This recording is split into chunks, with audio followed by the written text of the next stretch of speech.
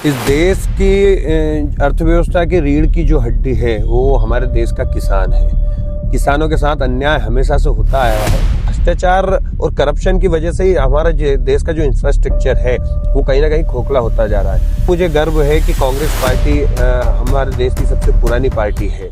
So hello guys, welcome to this another podcast. और आज हम एक पॉलिटिकल पॉडकास्ट शूट करने जा रहे हैं। बहुत छोटा सा पॉडकास्ट है और आज हमारे साथ एक ऐसा व्यक्ति जुड़ने जा रहा है जो कि आज के टाइम पर यूथ कांग्रेस के प्रदेश महासचिव हैं। सो मेरा आप सभी से एक सवाल था दोस्तों कि हवेली शब्द सुनते से ही आपके मन में क्या आता है?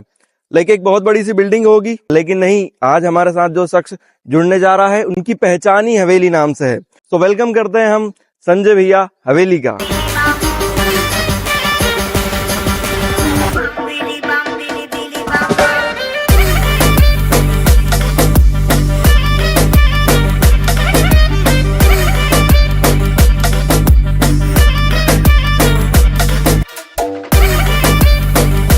So first of all thank you so much Sanjay भैया, आपने हमें इतना आपका कीमती समय हमें दिया।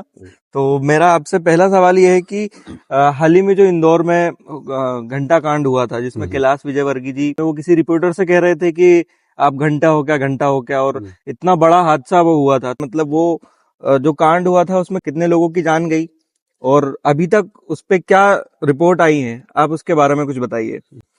देखिए, बहुत ही दुखद घटना हुई थी इंदौर के भागीरथपुरा में, जिसमें दूषित पेयजल पीने से 35 से ज्यादा लोगों की मृत्यु आज तक हो चुकी है। और उसी समय पर जब ये कांड पूरे देश में उठा था, ये पूरा मामला भागीरथपुरा का उठा था, तो एक पत्रकार महोदय ने जब कैलाश जी से इस विषय में सवाल पूछा तो उन्होंने घंटा घंटा बोलकर उस मामले को और तूल दे दी। ये उसी तरह है जैसे घाव पर नमक छिड़कने वाली बात होती है। वैसे तो इंदौर पिछले कई वर्षों से पूरे देश में नंबर 1 स्वच्छता में नंबर 1 शहरों की गिनती में आता है, लेकिन जब उसी नंबर 1 शहर में दूषित पेयजल पीने से लोगों की मृत्यु हो जाती है तो कहीं ना कहीं जवाबदेही तय होनी चाहिए। जवाब तो सरकार से पूछे जाने चाहिए, लेकिन जवाब पूछने पर उनके द्वारा घंटा घंटा जैसे शब्द बोले गए, ये अमर्यादित शब्द थे और निश्चित रूप से पूरे देश में हमारे इंदौर की छवि धूमिल हुई है। एंड सर, दूसरा सवाल मेरा ये है कि हमारे पास का एक क्षेत्र है, एक गांव है सिंहपुर का, वहां पर एक आदिवासी महिला की पिछले महीने ही हॉस्पिटल की वजह से मृत्यु हो गई। मतलब सुनने में ये आया था, रिपोर्ट्स जो आई थी उसमें ये बताया गया था कि जो महिला की नसबंदी कराई थी उसमें उसके शरीर के अंदर ही कुछ इक्विपमेंट रह गए थे, हॉस्पिटल के कैंची पाई गई थी। तो जैसा कि हमने वीडियो में देखे हैं कि आप भी उनके घर गए थे, तो आपने उनके लिए कई सारी अपीलें की सरकार से, तो उसके बारे में आपका क्या कहना है? मतलब वो कांड कैसा था, हुआ क्या था, वो आप पूरा हमें समझाइए। एग्जैक्टली उसमें यह हुआ था कि नसरुल्लागंज भेरुंडा का जो सिविल अस्पताल है उसमें एक कैंप लगा था जिसमें बहुत सारी महिलाओं की नसबंदी होनी थी। और उस नसबंदी कैंप के दौरान एक महिला की गलत नस काटी गई और वो महिला आदिवासी समाज बारेला समाज की महिला थी। सिंहपुर जो गांव है वहां की महिला थी। जब उस महिला की गलत नस काट दी गई, उसके बावजूद इन लोगों को पता था कि इनके द्वारा गलत, यहाँ का जो स्टाफ है उसके द्वारा गलत नस काट दी गई है, महिला की जान को खतरा हो सकता है। हमारा ये कहना था कि मान लिया जाए कि गलत नस कट गई थी, आपके से गलती हो गई थी, गलती भी इंसानों से होती है, लेकिन उसका उसी समय पर अगर उसको सही इलाज मिल जाता, उस महिला को उसी समय पर भोपाल रेफर कर दिया जाता तो उसे सही इलाज मिल जाता, तो हो सकता है कि उसकी जान बच भी जाती। लेकिन इन्होंने उस मामले को दबाने के लिए और अपनी जिम्मेदारी से भागते हुए उस महिला को गलत नस काट के भी घर पहुंचा दिया, जिसके बाद इंटरनल ब्लीडिंग शुरू हुई, पूरी बॉडी में पॉइजन फैल गया और उसके बाद उस महिला की मौत हो गई। जब अंत्येष्टि उस महिला की हुई, उसकी जो राख बचती है, जो अस्थियां बचती है, उसको जब उसके घर वाले समेटने गए तो उसमें एक चिमटा नुमा यंत्र ऑपरेशन के दौरान यूज किया जाता है, वो वहां पर मिला। हमने उसके बारे में फिर पूरी मांग उठाई, पत्रकारों से भी बात की, प्रशासन से भी बात की कि जब ये चिमटा अगर उसकी अस्थियों में मिला है तो इसकी जांच होनी चाहिए। हम ये नहीं बोल रहे हैं कि वो उसकी बॉडी में ही रहा होगा या नहीं रहा होगा, ये जांच का विषय था, लेकिन पूरे मामले को ठंडा कर दिया गया और सिर्फ उसके परिजनों को ये कहा गया कि आपको 2 लाख रुपए मिल जाएंगे। लेकिन हमने वहां पर मांग को खारिज करते हुए ये कहा कि कम से कम 1 करोड़ रुपए की मुआवजा राशि इसे मिलनी चाहिए और पूरे मामले की निष्पक्ष जांच होनी चाहिए कि असल में गलती किसकी है। और सर उसके बाद जो यहाँ पे सिविल अस्पताल में जो डॉक्टर थी, जो नसबंदी थी वो महिला की है, तो जाहिर सी बात है कि डॉक्टर भी महिला रही होगी, हम्म। तो उनका अभी क्या रिस्पॉन्स, सरकार ने उनके अगेंस्ट अभी क्या कदम उठाया है? पूरे आदिवासी समुदाय की, कांग्रेस पार्टी की और हमारे सभी लोगों की ये मांग थी कि उस महिला डॉक्टर को निष्कासित किया जाए, निलंबित किया जाए। लेकिन उस मामले पर भी कुछ भी नहीं हुआ। उस महिला को सिर्फ इछावर हॉस्पिटल में अटैच कर दिया गया। और फिर भी हमने ये बोला कि भाई इछावर, यहाँ पे जिन लोगों की, कई लोगों की जान चली गई है स्वास्थ्य विभाग की लापरवाही से, तो यही लापरवाही वो महिला वहां जाके करेगी इछावर में, तो बात तो वहीं की वहीं रही। उस महिला को निष्कासित किया जाना था, उस डॉक्टर को निष्कासित किया जाना था, जवाबदेही तय होनी चाहिए थी, ये हमारी प्रमुख मांग थी। लेकिन ऐसा कुछ भी नहीं हुआ। मतलब अभी भी डॉक्टर ने रिजाइन नहीं दिया है या उसे सस्पेंड नहीं किया गया है? देखा जाए तो अभी तक उस परिवार को न्याय नहीं मिला है। न्याय मिलने की गुहार अभी भी वो लगा रहा है, और अभी भी हमने जो मांगे उठाई थी उस समय पे, उसमें से कोई भी मांग पूरी नहीं हुई है। जैसा कि हम लोगों ने देखा था कि आप उनके घर भी गए थे, तो बताएंगे फैमिली में कौन कौन था? फैमिली में उनके 3 छोटे छोटे बच्चे थे, और उसके पति, परिवार में लगभग 8-10 लोगों का वो परिवार था। लेकिन जब हम उसके घर गए तो सभी के मुंह देखकर हर किसी की जो है आत्मा वो फट जाए। इतना ज्यादा गमगीन माहौल था पूरे घर में। बच्चों का आप अगर देखोगे तो एक माँ का जब साया किसी के भी सर से उठ जाता है तो निश्चित रूप से वो आधा उसका जीवन ही खराब हो जाता है। बहुत बुरे हालात थे, लेकिन इस प्रशासन ने उसकी कोई भी मदद नहीं की। जैसे हम मदद की मांग कर रहे थे, जो हमने मांगे की थी, उस मांग में से एक भी मांग पूरी नहीं हुई। सबसे प्रमुख मांग थी कि उसको 1 करोड़ रुपए की मुआवजा राशि मिले, जिससे उन बच्चों का लालन पोषण हो जाए, उनको अच्छे से पढ़ाई मिल जाए, एक अच्छी व्यवस्थित जिंदगी वो जी जाए। लेकिन ऐसा कुछ भी नहीं हुआ। आंसर जो मेरा तीसरा सवाल है वो ये है कि अभी हाल ही में मोहन यादव जी हमारे सीएम के नेतृत्व में हो ये रहा है कि सभी घरों में उनके घर वालों के बिना परमिशन के स्मार्ट मीटर लगाए जा रहे हैं। तो अभी हमने एक वीडियो भी देखा था जिसमें कि आप अपने क्षेत्र के बिजली ऑफिस जाकर कई लोगों के साथ आंदोलन कर रहे हैं। आपने कहा भी था कि अगर स्मार्ट मीटर नहीं हटाए गए तो स्मार्ट मीटर की होली जलाएंगे। तो स्मार्ट मीटर बंद करो, बंद करो। स्मार्ट मीटर नहीं निकले तो पूरे स्मार्ट मीटर की होली जलाएंगे।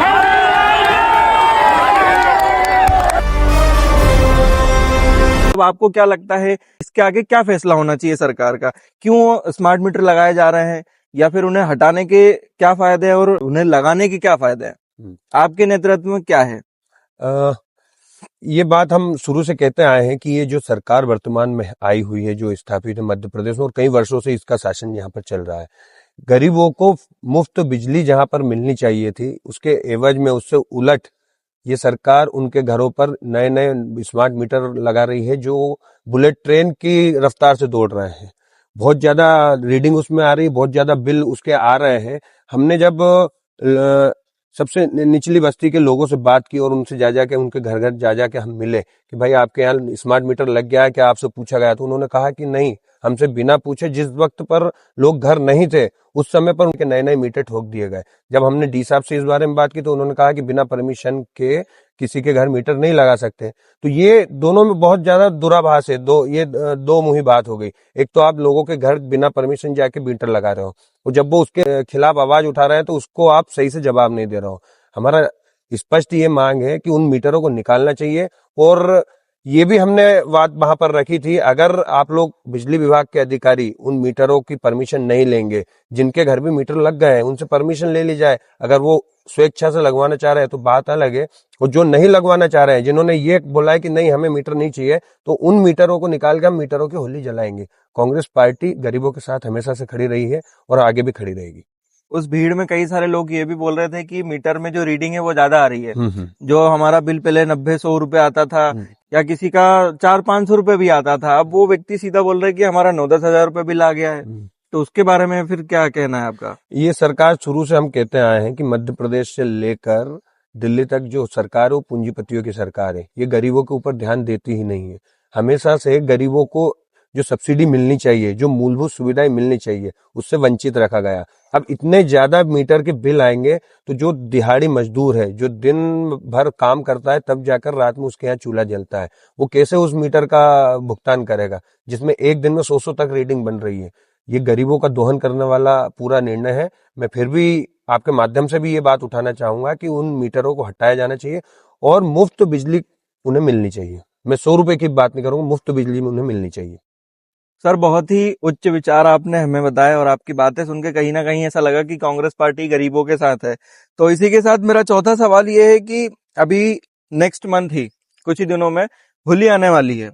तो होली पर क्या होता है कि जो मेरी उम्र के लोग हैं, आपकी उम्र के लोग हैं, जो हमारा यूथ है, वो कहीं ना कहीं आपको शराब के ठेके पे दिख जाएगा। और शराब के ठेके क्योंकि बंद होते हैं तो आपको ब्लैक में खरीदता दिख जाएगा। या फिर नया नया खून है तो वो आपको भांग पीता हुआ दिख जाएगा, बोलेगा कि होली का फेस्टिवल है तो हमें भांग पीना है।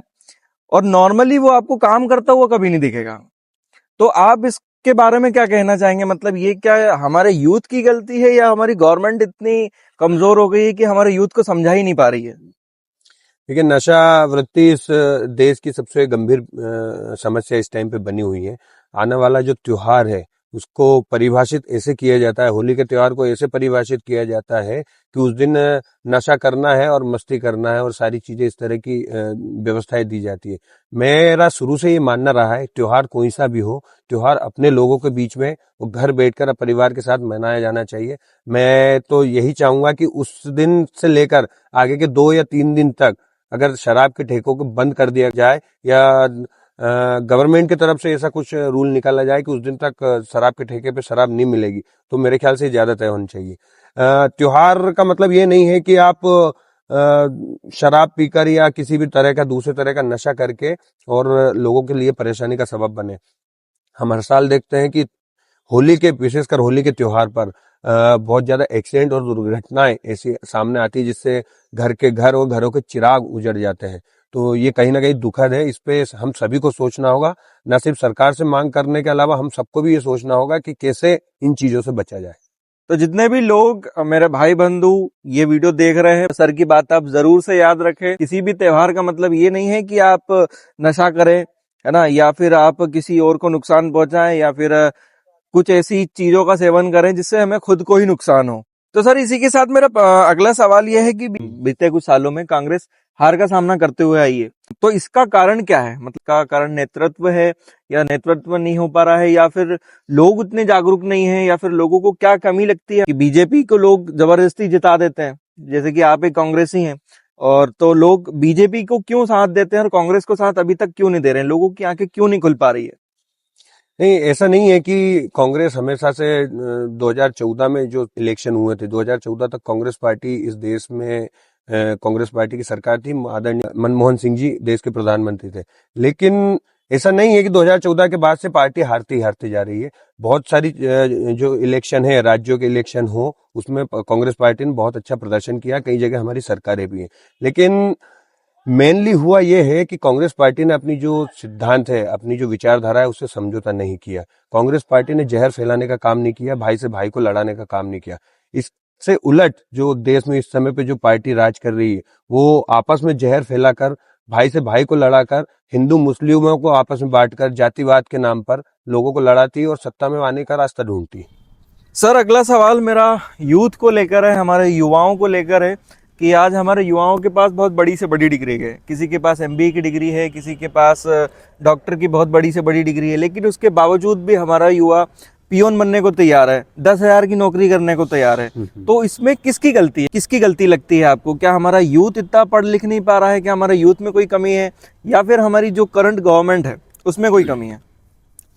देखिए, ये किसी भी पढ़े लिखे व्यक्ति को रोजगार देने की जो सबसे बड़ी जिम्मेदारी है वो हमारी सरकार की है। तो निश्चित रूप से इसमें जो जिम्मेदार है वो सरकार है। सरकार को ये सुनिश्चित करना चाहिए कि किस तरह से ज़्यादा रोजगार के मौके उपलब्ध हों। पढ़ाई के मामले में युवाओं पे किसी तरह का कोई क्वेश्चन मार्क नहीं है। पढ़ाई करने में बहुत अव्वल है, स्किल डेवलपमेंट में बहुत अव्वल है, बहुत आगे है। लेकिन देखा ये जा रहा है कि उन्हें वैसे मौके नहीं मिल रहे हैं, वैसा प्लेटफॉर्म नहीं मिल रहा है जैसा मिलना चाहिए। आज बहुत बड़ी संख्या में देश का जो युवा है, जो अच्छी अच्छी डिग्री, डॉक्टरेट की डिग्री ले लेकर या एमबीए की डिग्री ले लेकर, इंजीनियरिंग की डिग्री ले लेकर सड़कों पर घूम रहा है। और जिस तरह से एक बहुत बड़ा मामला सामने आया था जिसका आपने भी अभी जिक्र किया, एक प्यून की नौकरी के लिए लगभग डॉक्टरेट लेवल के पीएचडी होल्डर लेवल की डिग्री लेकर लोग प्यून की नौकरी करने को तैयार है। कहीं ना कहीं आज का जो हमारे देश का जो युवा है वो खुद को ठगा हुआ महसूस कर रहा है। ये सरकार वर्तमान में जो केंद्र में सरकार है वो वादा करके आई थी कि हर साल हम 1 करोड़ नौकरियां देंगे, लेकिन उस वादे के ऊपर कोई बात करने को तैयार नहीं, उसको लेकर कोई सवाल उठाने को तैयार नहीं है। और जब भाजपा के लोग मंच से और खुद प्रधानमंत्री भी मंच से बोलते हैं, जब उनसे रोजगार के विषय में जब सवाल किया जाता है तो मंच से बोलते हैं कि जो भजिए तल रहा है रोड पे खड़े होकर, वो भी एक तरह का रोजगार। तो ये कहीं ना कहीं छलावा है और उन लोगों के साथ अन्याय है। मतलब ये तो वही बात हो गई ना सर कि आप पीएचडी होल्डर को भजिए तलने के लिए बोल रहे हो या भजिए तलने वाले को ये बोल रहे हो कि आप किसी का ऑपरेशन कर दीजिए। बहुत ज्यादा कंफ्यूज आज की जो केंद्र में सरकार बहुत ज्यादा कंफ्यूज है और उन्हें पता है कि लोगों को रोजगार मिल गया तो फिर सड़कों पर डंडे लेकर 14 फरवरी को डंडे और लाठी लेकर कौन घूमेगा लोगों को मारने के लिए। कहीं ना कहीं पूरे देश का जो रुख है, देश के युवाओं का जो रुख है, जो सही दिशा में होना चाहिए वो सही दिशा में नहीं है। उन्हें भटकाया जाता है, बरगलाया जाता है, कभी जात के नाम पे, कभी पात के नाम पे, कभी धर्म के नाम पे और कभी संस्कृति के नाम पे। ये बिल्कुल गलत है और देश को बहुत ज़्यादा नुकसान वर्तमान में हम देख रहे हैं इसका हो भी रहा है। एंड सर मेरा नेक्स्ट क्वेश्चन ये है आपसे कि अगर आने वाले टाइम में कांग्रेस पार्टी जीतती है, बीजेपी का राज है वो खत्म होने के बाद कांग्रेस पार्टी आती है, तो आप अपने क्षेत्र में अपने आसपास कांग्रेस को किस हिसाब से काम करते देखना चाहते हैं? मतलब कांग्रेस से आपकी क्या एक्सपेक्टेशंस है? देखिए, कांग्रेस का विजन क्लियर है। कांग्रेस स्वास्थ्य, शिक्षा और रोजगार, ये जो बेसिक मुद्दे हैं और जो लोकतांत्रिक तरीके से पूरे प्रदेश को चलना चाहिए। हमारे क्षेत्र को, हम अगर हमारे क्षेत्र की बात करें तो यहाँ पर स्वास्थ्य व्यवस्थाएं बहुत ज़्यादा पिछड़ी हुई है। शिक्षा के नाम पर सिर्फ एक कॉलेज है, गवर्नमेंट कॉलेज, जिसमें बहुत सारे कोर्सेज की उपलब्धता ही नहीं है। तो इस तरह के मुद्दे बहुत अच्छे होने चाहिए। बेसिक शिक्षा जो होनी चाहिए वो बहुत अच्छी होनी चाहिए मेरे ख्याल से। और पंचायती राज संगठन को भी मजबूत किया जाना चाहिए।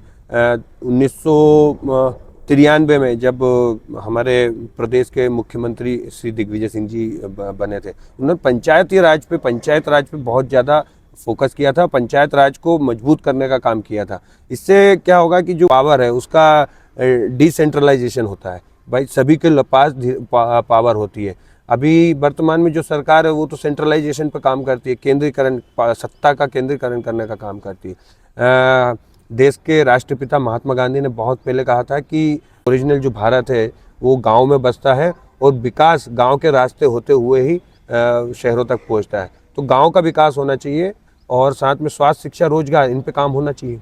सर अभी हाल ही में हम लोग देखते हैं कि मतलब कहीं भी आसपास में अपने गांव में चले जाऊं तो कोई गांव तो विकसित है, ठीक है, कोई गांव विकसित है, लेकिन कोई गांव ऐसा है कि जहां पे आज भी पानी बह रहा है, आज भी लोग टूटे मकानों में रह रहे हैं, आज भी लोग सरकार से उम्मीद करते हैं कि हमें कहीं ना कहीं झुग्गी झोपड़ी वाले पैसे मिल जाए। कांग्रेस पार्टी इन लोगों के लिए क्या कर सकती है? जो गाँव हैं, गाँव की सड़कें हैं, जैसे नालियाँ हैं, कई लोगों के घर नाले नहीं है और कई घर तो ऐसे हैं जिसमें आज भी शौचालय की सुविधा उपलब्ध नहीं है। तो कांग्रेस इन लोगों के घर के लिए, इनके लिए क्या कर सकती है? अभी जैसे देखा जाता है कि कुछ गांव में तो जो छोटे गांव हैं या जो जहां पर चौड़ी चौड़ी सड़कें हैं वो गांव तो फिर भी ठीक ठाक है, वहां की व्यवस्थाएं फिर भी ठीक है। लेकिन बहुत सारे गांव ऐसे हैं जहां पर करप्शन की वजह से जो विकास के काम होने चाहिए थे वो नहीं हुए। अगर कांग्रेस पार्टी आती है, सत्ता में आती है, तो मेरे ख्याल से सबसे ज़रूरी चीज़ यही है कि करप्शन एक बहुत बड़ा मुद्दा इस टाइम पे बन गया है। बिना करप्शन के, बिना पैसे दिए आप तहसील में आधार कार्ड भी नहीं बनवा सकते। या ये कहे कि अपना एक कागज़ लेके जाना है अगर तहसीलदार साहब के पास, तो उससे पहले भी आपको 3-4 लोगों के पास घूमते फिरते होते हुए जाना पड़ता है और जगह जगह पे पैसे देने पड़ते हैं। तो वही बात गांव में भी लागू होती है। वहाँ के सचिव, सहायक सचिव, सरपंच और जो पूरी कमेटी है, जो मेंबर है या उप सरपंच हुए, इन लोगों को बैठकर और सामूहिक रूप से इस पे बात करनी चाहिए और सामूहिक रूप से ही जब इस पे काम होगा तो मेरे ख्याल से चीज़ें बेहतर हो सकती है। सर अगला सवाल मेरा मिडिल क्लास व्यक्ति को लेकर है। बेसिकली हम देखते हैं कि हमारा जो मिडिल क्लास व्यक्ति है वो हर जगह टैक्स देता है, चाहे वो 5 रुपए की चाय पिए, चाहे वो 5,000 की शर्ट पहने। और जो बड़े बड़े उद्योगपति हैं, अंबानी, अडानी जैसे, उनका जो टैक्स है वो यूं ही माफ़ कर देती है हमारी गवर्नमेंट। तो इसके बारे में आपका क्या कहना है?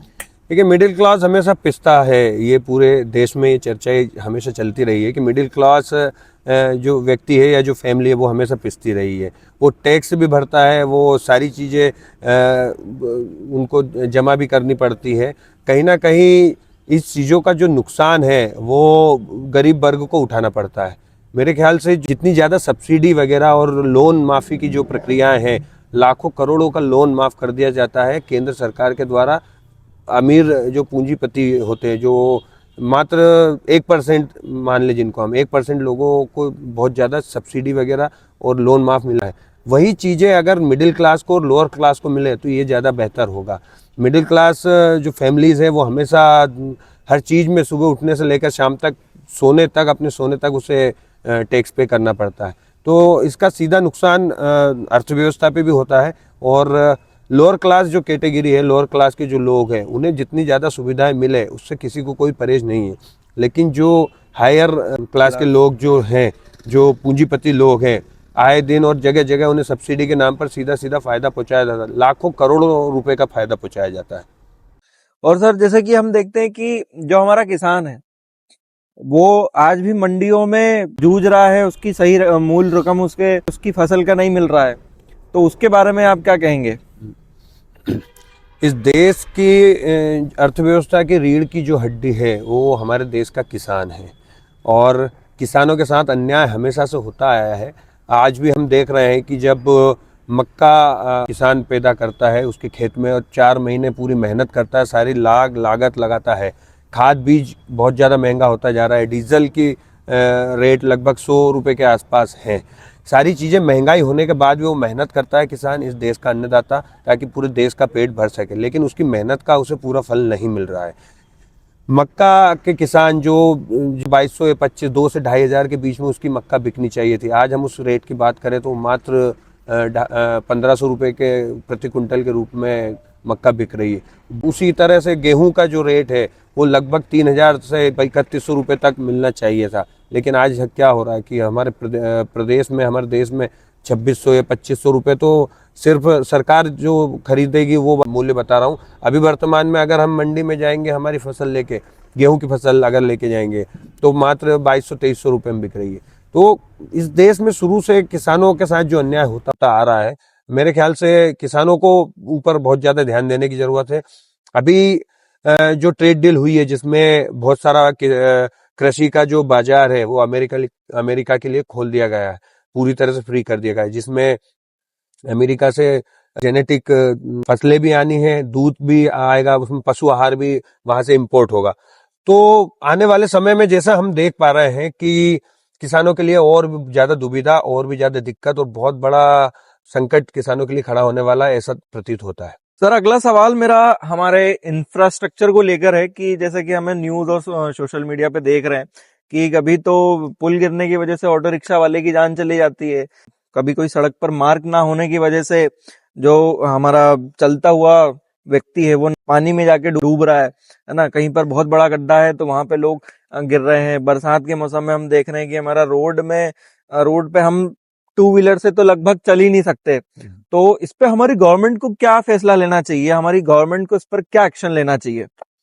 देखिए, पूरा जो इंफ्रास्ट्रक्चर का जो बेसिक है वो कहीं ना कहीं हम देख रहे हैं कि आए दिन जिस तरह के घोटालों की उजागर हो रहे हैं, पूरी तरह से उसमें करप्शन होता है। वो करप्शन की वजह से ही वो इंफ्रास्ट्रक्चर कमजोर बनाता है। जब एक व्यक्ति को आप 100 रुपए दोगे और उससे बोलोगे कि इसमें से 50 रुपए आपको दूसरों को बांटना है, तो बाकी के बचे 50 रुपए में उसे लोगों को कमीशन भी देना है, सत्ता में बैठे राजनीतिक पार्टियां उनको चंदा भी देना है, और आने वाले उस बीच में कोई अगर विधायक, एमएलए और एमएलसी या सांसद है, उसकी जगह भी, उसके घर भी उसे राशि पहुंचानी पड़ती है। तो पूरी तरह से ये जो पूरा स्ट्रक्चर है उसमें देखा जाता है कि करप्शन बहुत ज्यादा हावी है। 50 रुपए जब एक व्यक्ति को देंगे और उसको काम करना है 100 रुपए का, तो 50 रुपए में से उसकी आमदनी भी निकालेगा, और 50 रुपए में उसे ऐसा काम भी करना है जो 100 रुपए का दिखे। तो कहीं ना कहीं भ्रष्टाचार इसमें बहुत महत्वपूर्ण है। भ्रष्टाचार और करप्शन की वजह से ही हमारा देश का जो इंफ्रास्ट्रक्चर है वो कहीं ना कहीं खोखला होता जा रहा है। लापरवाही एक बहुत बड़ा मुद्दा उभर कर सामने आया है। हम देखते हैं कैसे निर्माणाधीन काम चलते चलते ही ब्रिज के ब्रिज गिर जाते हैं, किस तरह से रास्ते में गड्ढे इतने बड़े बड़े कर दिए जाते हैं, वहां कोई सूचना भी नहीं लगाई जाती कि आगे गड्ढा है, कोई भी व्यक्ति जाता है उसमें गिर जाता है और मौत हो जाती है। ये पूरी तरह से सरकार की लापरवाही है और सरकार इस पे अपनी आंखें मूंदे बैठी हुई है। सरकार को चाहिए कि ये जो पूरा स्ट्रक्चर है, इंफ्रास्ट्रक्चर का जो पूरा स्ट्रक्चर है कि किस तरह से कहाँ इसमें करप्शन हो रहा है, उस पर सरकार को ध्यान देना चाहिए ताकि चीजें और ज्यादा सुधरे। And thank you so much sir, आपका इतना कीमती समय आपने हमें दिया। इसी के साथ मेरा आखिरी सवाल ये है कि आपने कांग्रेस क्यों ज्वाइन की?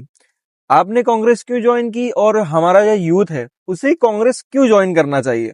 बाकी सारी पार्टियों को एक तरफ करके, कांग्रेस को एक तरफ करके, हमारा जो यूथ है उसे कांग्रेस क्यों ज्वाइन करना चाहिए? देखिए, बेसिकली तो मेरी जो फैमिली रही है, फैमिली का जो बैकग्राउंड रहा है वो कांग्रेस पार्टी से ही रहा है। पैतृक समय से ही, पिताजी के समय से ही मैं पार्टी से जुड़ा रहा हूँ और मैं कांग्रेस पार्टी से इसलिए भी जुड़ा हूँ क्योंकि सारी चीजें जो होती है एक राजनीतिक रूप से जब हम देखते हैं तो विचारधारा का बहुत महत्वपूर्ण स्थान रहता है किसी भी राजनीतिक पार्टी के लिए। कांग्रेस की जो विचारधारा है मैं उसी से प्रभावित होकर और कांग्रेस से जुड़ा हुआ हूँ और इसलिए भी मैं इस बात पे भी मुझे गर्व है कि कांग्रेस पार्टी हमारे देश की सबसे पुरानी पार्टी है जिसने देश की आज़ादी के लिए भी लड़ाई लड़ी है। उस पार्टी का हिस्सा होना मेरे लिए गर्व की बात है। चाहे महात्मा गांधी हो, चाहे पंडित जवाहरलाल नेहरू हो, चाहे लाल बहादुर शास्त्री जी हो, मौलाना अबुल कलाम आज़ाद हुए, सुभाष चंद्र बोस हुए, सरदार वल्लभ भाई पटेल सरीखे नेता इस देश को कांग्रेस पार्टी ने दिए हैं। इसलिए मुझे कांग्रेस से लगाव भी है और कांग्रेस की विचारधारा से मैं जुड़ा हुआ हूँ। हमारे आसपास के जो युवा हैं क्षेत्र के, मैं उनसे निवेदन ये इसलिए करना चाहूँगा कि कांग्रेस पार्टी से आप भी इसलिए जुड़े, यूथ कांग्रेस से इसलिए जुड़े कि वर्तमान में जो देश के हालात हैं वो कहीं ना कहीं ठीक नहीं है। पूरी तरह से युवाओं को बरगलाया जा रहा है। स्वास्थ्य, शिक्षा और रोजगार की जो व्यवस्था होनी चाहिए वैसी व्यवस्था यहाँ पर नहीं है। अपने हक और आवाज़ के लिए, गरीबों के लिए लड़ने का काम हम सबको करना है। इसलिए मैं आप सब युवाओं से निवेदन करना चाहूँगा कि ज़्यादा से ज़्यादा यूथ कांग्रेस से और कांग्रेस पार्टी से जुड़े और अपनी अहम भूमिका निभाए, अपना नागरिक धर्म भी निभाए। तो इसी के साथ इस पॉडकास्ट को, इस छोटे से पॉडकास्ट को हम लोग यहीं पर एंड करते हैं। और संजय सर, मैं आपका फिर से एक बार बहुत थैंक यू करना चाहूँगा कि आपने अपना कीमती समय और अपने कीमती विचार हमें दिए। और अगर आप लोगों को भी ये वीडियो अच्छा लगा हो तो प्लीज़ चैनल को सब्सक्राइब करके ज़रूर जाइएगा और जितना हो सके आप अपने दोस्तों के साथ इसे शेयर कीजिए, अपनी फैमिली के साथ इसे शेयर कीजिए, क्योंकि हो सकता है कि आने वाले टाइम में हमारे क्षेत्र का नेतृत्व संजय भैया हवेली करें। अगर हमें पॉजिटिव कमेंट्स आते हैं या लोगों के और पॉजिटिव चीज़ें हमें दिखती है सोशल मीडिया पर, हम नेक्स्ट वीडियो में इससे भी और अच्छे क्वेश्चंस लेकर आएंगे आप सभी के लिए विद संजय भैया हवेली। Thank you.